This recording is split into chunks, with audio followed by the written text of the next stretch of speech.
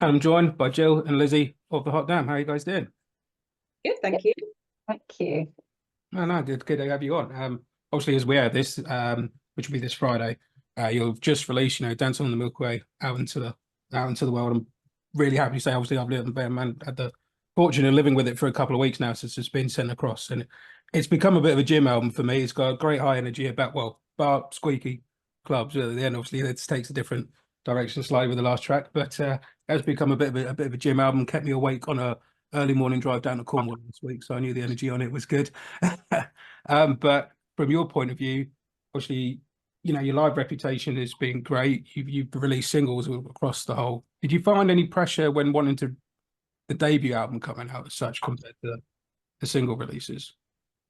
You were writing it, or I don't think we really had a plan. I think we just wanted to make music as quickly as possible. Everyone really, they expect the album, don't they? A couple of singles on the album. I don't think we were quite prepared for that yet. We hadn't really found our sound. We didn't really know what we wanted to sound like. So it was a little bit pressure, but I think we just, why rush it?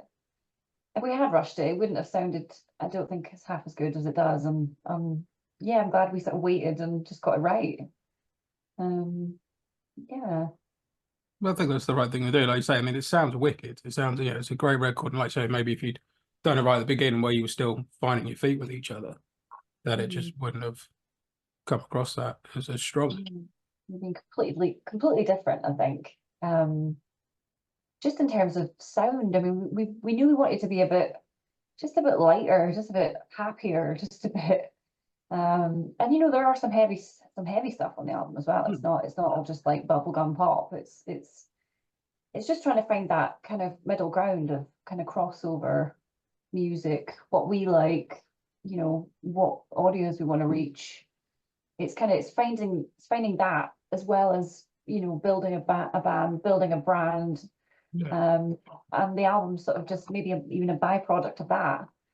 Music comes first, obviously, but we've released about 25 singles so far, so albums 4 years down the line. At least Yeah. you didn't do you didn't do a Chinese democracy and wait 14 years and then release everything at once. By which No, point but it was but born. we did do a Chinese democracy where, none of us were actually in the same room. Contrary to popular belief, we've never met each other. We don't really like each other that much. So It's a good way of marketing though, Lizzie, mate. You've got the face on there, it's all good. But just as long as other people don't realise, it's fine, isn't it? So exactly, we're actually just holograms. well, there you go. It's going to be an expensive tour then. Like you say, you've released a lot of singles though, but of the songs on the album that you haven't released as singles, are there any you're particularly looking forward to seeing people's reaction to, stuff that might be a bit off from what you've released previously? I don't know. I think it's going to be strange to see sort of. I mean, Sticky Clubs was maybe the closest that I'll ever get to a ballad. Yeah. I was very against ballads for a long time, bored the shit out of me. But never say never. So it gets a bit heavier towards the end, but yeah, it's quite a light.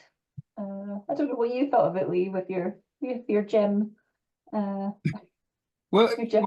but it just, to me, it's just got high energy all the way through. Like I say, last track obviously takes a bit of a slightly more ballady turn, but you've got, it's just, I think it captured your live sound, I thought, more, which you don't normally get on a debut. It's not that easy to capture, and normally people, when they release a debut, they're sometimes quite early on in their career, and it's some of the time, not all the time, but about what they can obviously afford to get production wise, and it doesn't always have that capturing that energy about it. But I thought, with Fistbox Crash, when that sort of comes straight out of the stock, I thought it was immediately captured that kind of live energy that you guys have, which I thought was great, but not always what you get on a new album. Maybe it's because you guys are more comfortable with each other, or production wise or whatever. But Yeah. I think we were lucky to find what we kind of really wanted earlier on. I mean, Josie the drummer, she'd worked with the producer Ricky Ree before, Yeah. So she kind of knew what he could do, and he came highly recommended. I think, you know, we gave him first rein to mix the first single, and I think we all instantly just thought, he's the guy. Yeah. It was head and shoulders, wasn't it? Like there was a it was a no-brainer. It was just like, this is exactly how we envisaged this sounding. Yeah. You know, and considering he lives in Australia and he's only met Josie, it was quite impressive. I've never met him in real life. He's like an enigma Yeah. across the world. Was that an instant thing then? As soon as you heard the first single being mixed, then it was just like, this is the guy who gets us. Obviously, like you say, Josie had worked with him before, but you guys hadn't. It certainly was for me. It was just no question really for me, but I don't know about the rest of you. Yeah. Oh no, definitely. I think it's quite difficult. Obviously, I've only played in like 3-piece bands before, so there's obviously a different sound, a different dynamic. You're always just sort of listening to drums and bass and your own yourself, but having an extra guitarist as well to fill in these gaps as well. There's a whole different dynamic, and I think with him as well, just sort of highlighting things, you know, being able to sort of see it as a visual image. I don't think we ever really expected it to be as good, to be honest. I thought it was like, oh, let's give it a try, you know, but I think he just got it.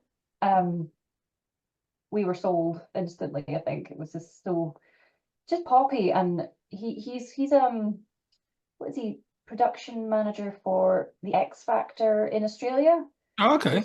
Yeah, or Australian Idol or something like that. Yeah, Australian Idol. So he knows pop. He does the pop tracks all the time, but he also records a lot of rock bands. So having that crossover it was just perfect. Yeah. And being a drummer himself as well, he just really knew how to really have that massive drum sound, I think. That always helps if you've got someone who's a musician as well. I mean, I think they make for producers and masters, for want of a better term. Yeah, 100%. That's cool. So you say obviously, like, Josie went to Australia, recorded the drums. Where did you guys record the rest of your own individual parts? Doncaster, sunny Johnny. Johnny. Yeah. My hometown. Matt Ellis. At Actor Studios. So we did, well, you guys were there for all eternity, and I just kind of dipped in and out. I was a weekend warrior, you know, because, you know, I'm a pro and I get my stuff done. The good thing about us bass players, Lizzie, we don't much about, mate. We just get in, do it, go. That's it, mate. That's it, you know. Good. We're not high maintenance. We just get in, get out, do our thing. Well, this way, they continue, like, recorded it obviously separately, in terms of doing it, like Josie, like say Josie on drum tracks. It feels like a really together record. It has that vibe about it. I think that's what shocked me. There was the fact that it has that vibe about it, of it being on the floor, so to speak, and all being in the same room. Even though, obviously, knowing you guys and knowing that Josie had gone out, I knew wasn't the case, but it definitely had that vibe about it. Sometimes that can feel quite stale and static, but it really didn't. I think it was a bit frantic towards the end. We were a few sort of choruses and verses short, and you know, there was a lot of bits that were just, we were second guessing or just missing, and we just used studio pressure to fill in the gaps basically. But I think it just kind of worked out. It was a bit stressful. But I mean, better to sort of have things to play with and get them right than just have everything, you know, rigid and solid and ready to go, which I don't know how people can work like that. I don't really find I think it could kind of, I don't know, it's not a great way to harbour creativity. I think sometimes thinking on the spot or just having an idea or just trying something can, you know, you just capture the madness of it, really. And I think that's a lot of some of the bits in the album were last minute, like mental breakdowns. I think we just worked out with some nice colours and sprinkles, and yeah, it just came together really, I think, in the end, which was lucky. Well, I think that's part of it, part of that magic and making music. Like you say, there's always plenty of documentaries where you see, uh, Sabbath's Paranoid, for example, was recorded in the studio off the cuff because they had to fill in the album, or Aerosmith Walk This Way. You get all these classic songs that were just like off the cuff, had to fill in the time, had to fill in the gap, or something went wrong and they had to redo it, and that was the cut that worked. So, yeah, I don't think you can always be so rigid. Yeah. Oh, definitely. It's good to have that pressure as well. Sometimes it worked, sometimes it didn't, but yeah, it's good to have a space. Yeah, good to have that sort of. Do you feel like you guys work better under that sort of pressure of, right, we've got to get this done, rather than writing when you want to? I don't think we really know any other way. Yeah. What is this relaxed time that people talk about? I don't really know what that is. I don't really know. I wish I did. But we just tend to work to very rapidly approaching deadlines and hope for the best. Were there any songs that, when you were writing them, that kind of morphed more, like you're saying, you like went and did into the studio, and a lot of them sort of filled in the gaps while you were there? Were there any that really sort of morphed from the original idea, or were they still fairly consistent with the sort of premise of where you wanted to go with it? Do you flip anything or anything?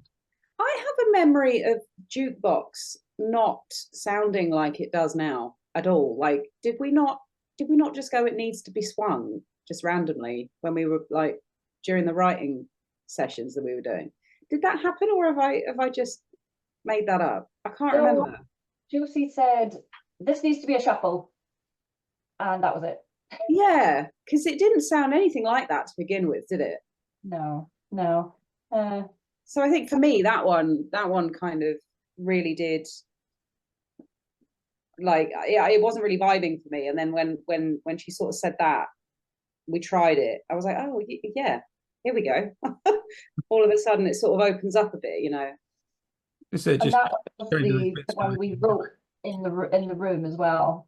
That was the verses that we just literally, it was like, right, what are they now? You've got to record it now. Like, right, this is it. I just wrote them out. This is it.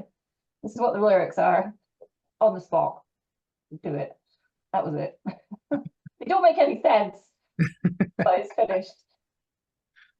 At least it's finished. It's finished, and it's a great tune. So, why not? We're a very by the seat of your pants kind of band, really, aren't we?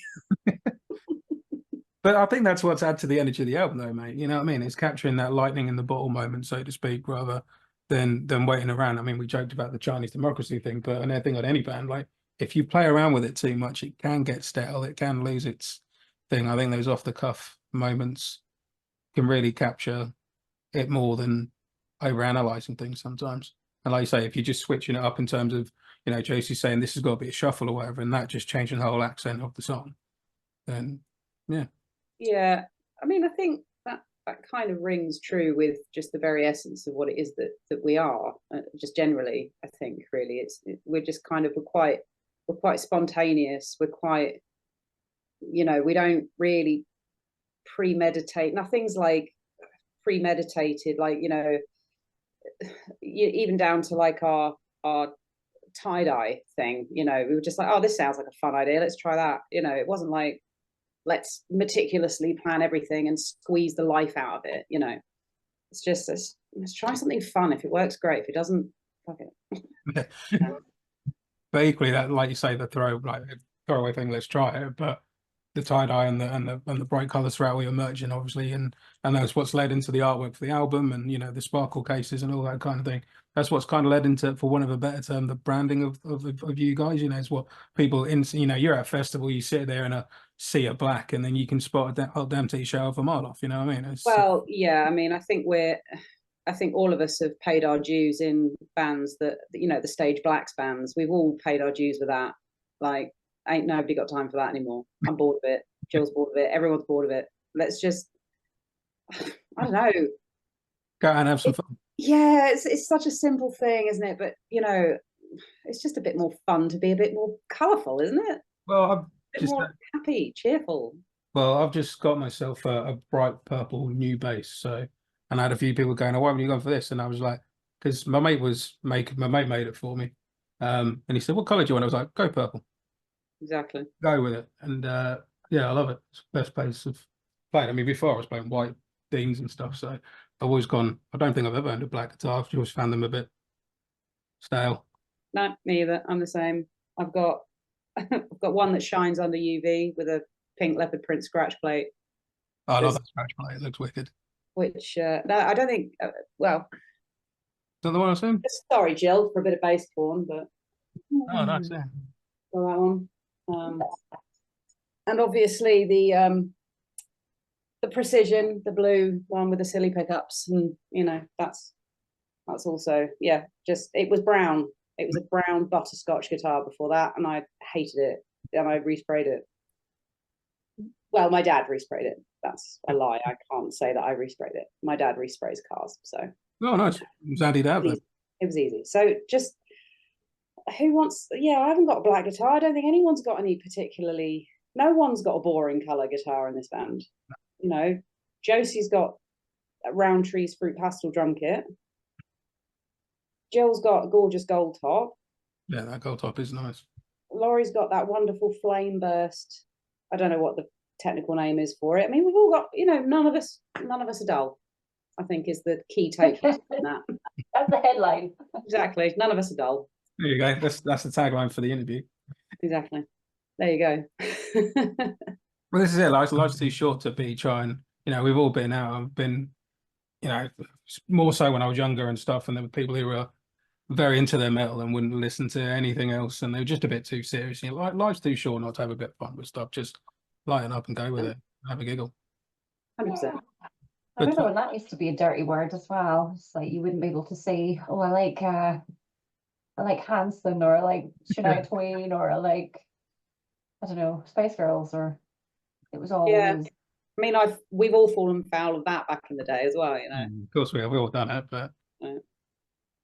So, but no. But speaking of the bass side of things, I was sitting down on bass earlier, and I was sitting there going through "Going Down," which is a good track on that record. I just love that bass line you got on there underpinning that all the way through. I thought that was particularly cool. Well, I can't take any credit for it, but No, I think that was one of Jill's. That one. Oh, fair play. Well done, Jill. I mean, I couldn't play it. I just could sing it to you. That's it. Yeah, that was it when we were at Leamington, wasn't it? Yeah. Yeah. What was that, the Planet Rock thing, the Lemon? That's right. Like that. Oh, yeah. We wrote that there. But you know, speaking of live shows, on Friday when you got the album launch show up in Sheffield, and you've got a hell of a run between album, record tour appearances, and then obviously the tour itself. Guess you playing the whole album full? Are you playing it front to back, or are you just mixing it up and seeing where it goes? That's a good question. Question. Lee, you know what us bass players are like. Yeah. Don't ask me anything. Yeah, tell us what we're doing. Yeah. I don't know, Jill. What are we doing? I like this. I mean, it could be a good surprise for everyone. Just back to the spontaneous seat of your pants thing. Flying by the pants. Yes, we probably should decide that actually. Thanks, Lee. I'll write that down. I reckon, Jill, you should just call him. Just call him. Yeah, just call them out. Call him on the day. What? I'm just gonna print the set lists and give them to you on the night. I think you should. Yeah. You know that like that silver scratch stuff you get on like scratch cards and things. Oh, yeah. You get one of those. We should get set lists printed like that, and then we all had to scratch off each one, so we don't know what's next. See, that's more to the fun element of it. You just keep going down. What's going to be next? Or get the audience to shout them out. I'm actually on board with that. I'm actually on board with that. As long as automatic and jukebox aren't together for me. I'm keen. Let's do it. Oh, cool. You do realise after this now, people will start shouting stuff out. You just set yourself up. As long as it's kind, it's fine. That's fine. And Lizzie's got time to tune. Oh, oh yeah. For What's some reason, I play a couple of things in drop D that I really don't need to play in drop D. I don't know why I do it. Dance Around is one of them. I play it in drop D. I don't know why. I really don't. I just did it that way, and now it's stuck. And I'm just like, oh, if Josie starts it too quick, I'm like, yeah, wait.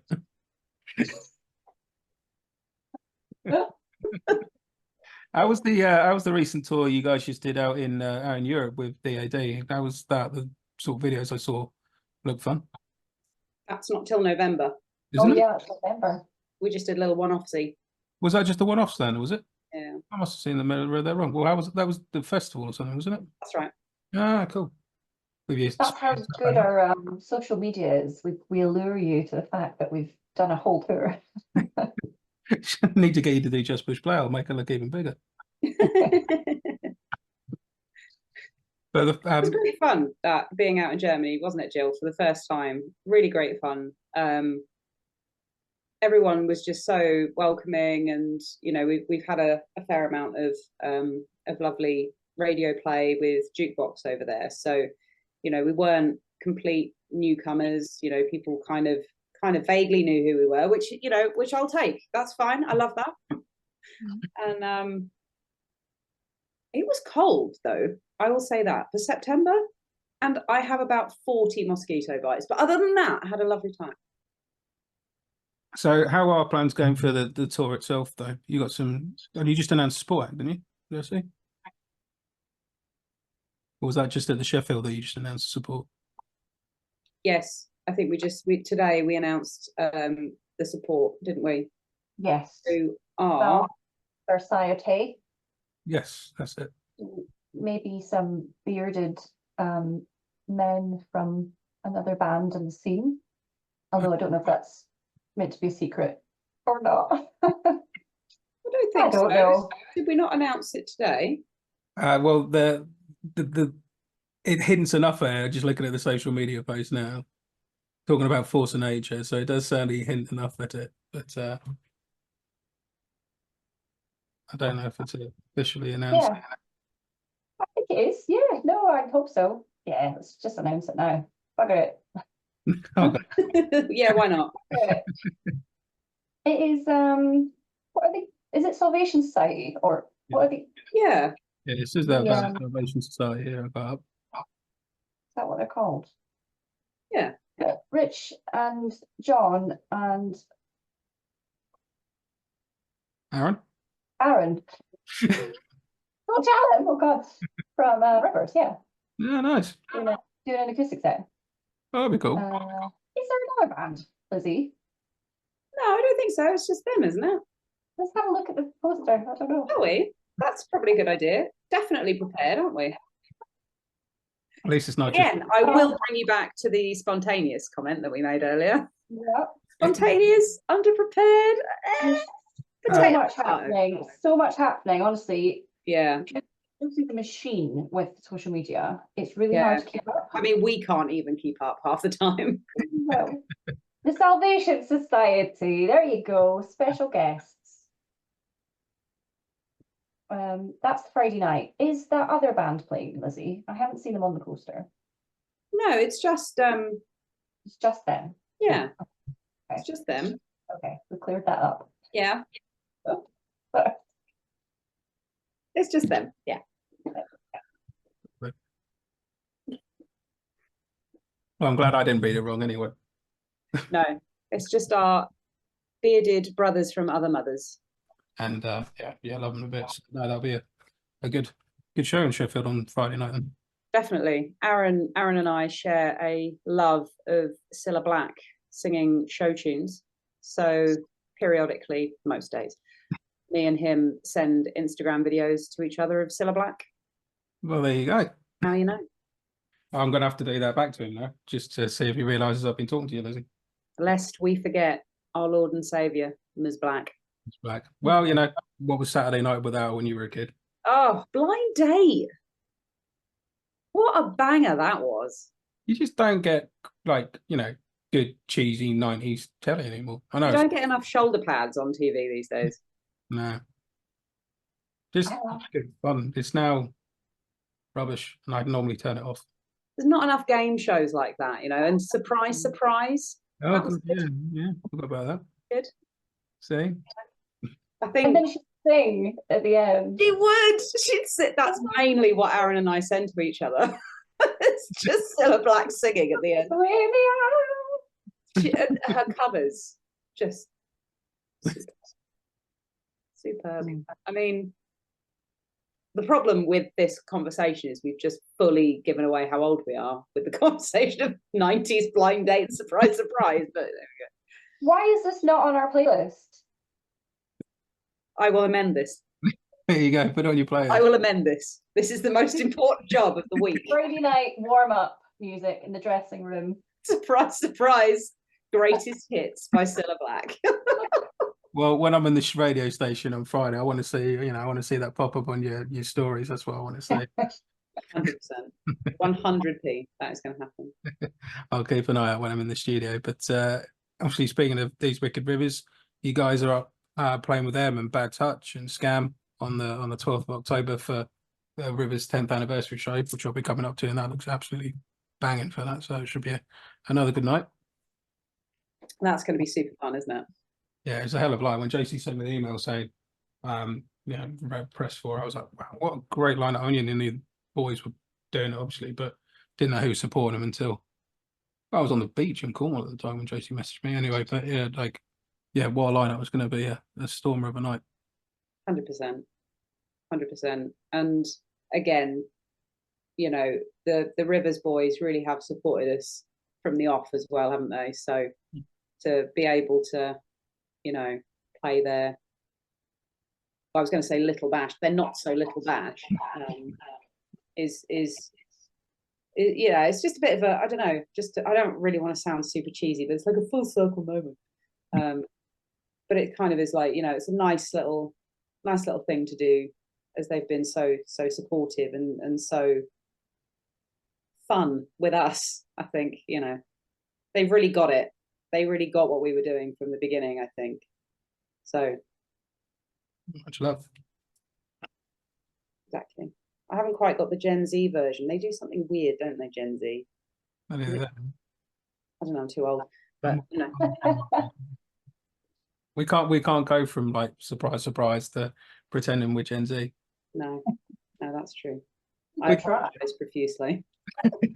We can cut out that bit and the bit that goes out on air, so we still all sound we're still young and hip. We're still talking cool things like TikTok and that stuff. Long socks. The long socks back now, are they?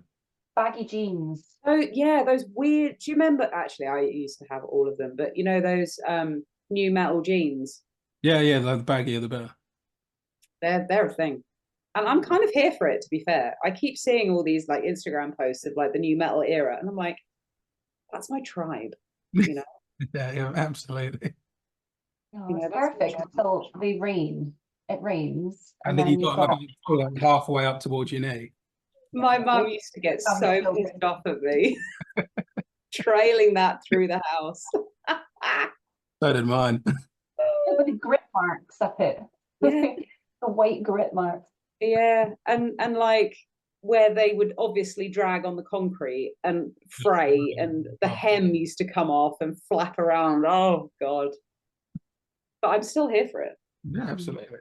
I'm still here for it. It's my inner new metal kid is well and truly alive.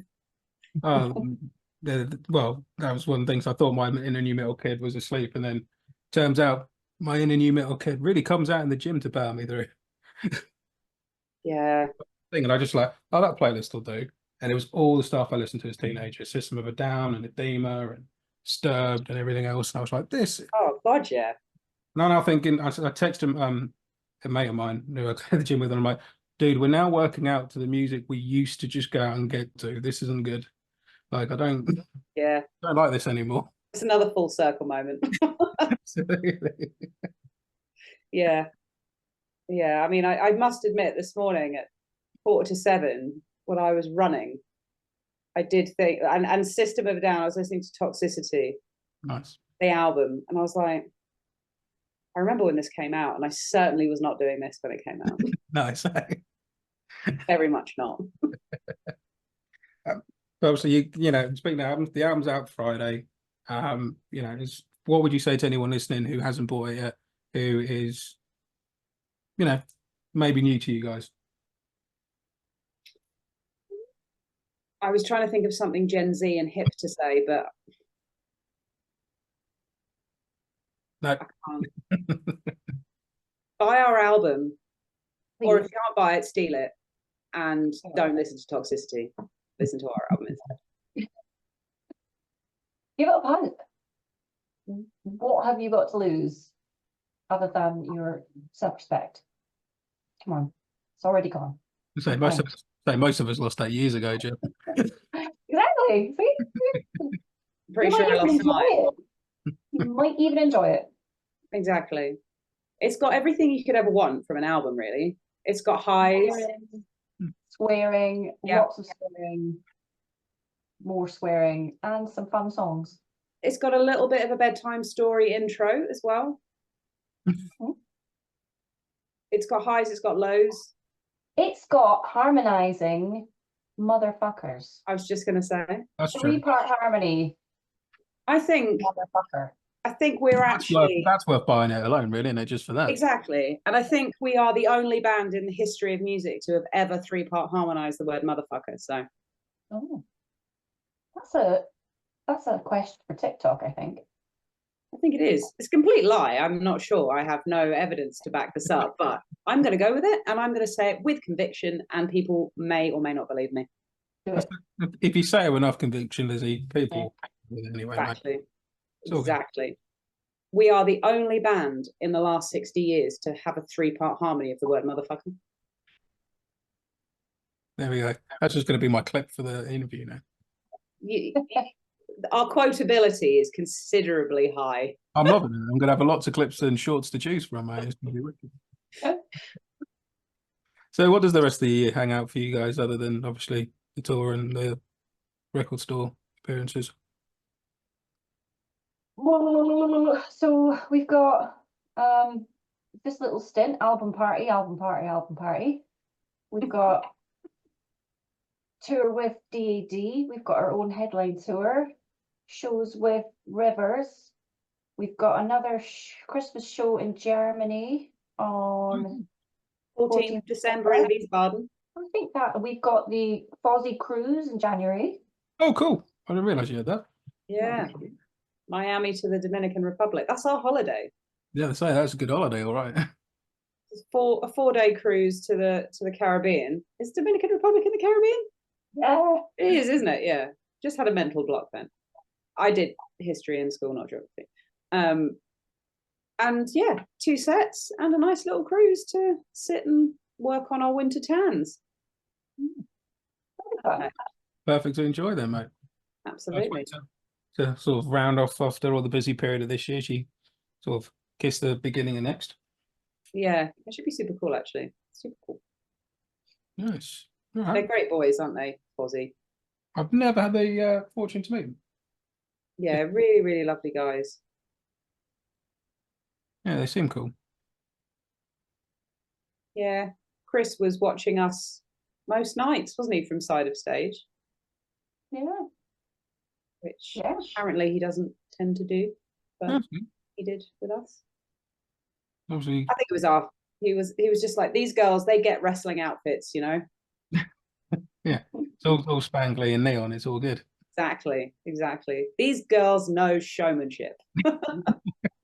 Even with your tiny backdrop, which did make me chuckle. that was very funny. It was the most Spinal Tap thing that has ever happened to me in a band. I said before we left, should we take the banner? We'll take the banner. And Laurie said, no, it's Germany. They'll have screens. And we're like, all right, okay. And luckily we brought some flags from the merch. It looked amazing. If anyone could read it, it looked amazing. That is the most Spinal Tap thing. I loved it. Absolutely loved it. I must admit it, when the video went up, I thoroughly enjoyed that. It was just class. Although Josie messaged me and she was like, I'm looking for a funny comment for this Instagram post. And I was like, the only thing you can say is something to do with Spinal Tap. Absolutely. I don't know if Josie's seen Spinal Tap. Oh, really? I don't know. I'm unsure. It doesn't strike me as being Josie's kind of movie, to be honest. You haven't seen any movies that isn't Joseph in his Technicolor Dreamcoat. Josie has Joseph and his Technicolor Dreamcoat Tourette's. Right, okay. Don't mention it because she'll start singing. She will. All of the show tunes. All of them. Like, our dressing room is quite something, I think. Because, you know, all these like super serious rock bands are like playing like super serious like metal and hard rock in their dressing room, like being like mega cool or whatever. And we're just sitting there like screaming along to Shania Twain and the Spice Girls. But you know, if you can't own it, Like I say, life's just too short not to have fun with it, mate. If you can't. life's too short to be super serious. Yeah.